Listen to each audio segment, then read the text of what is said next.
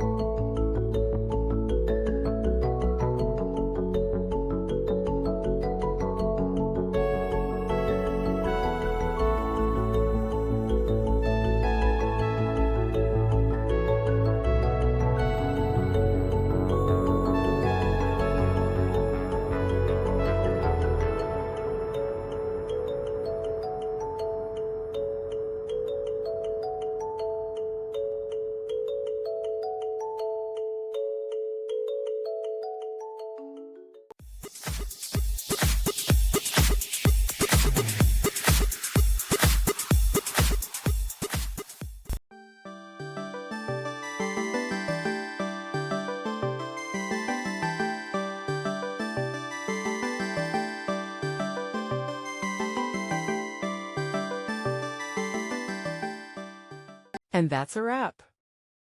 I hope you found the answer you were looking for. If you did, take a second to hit that subscribe button. It really helps out. And let me know in the comments which solution worked best for you.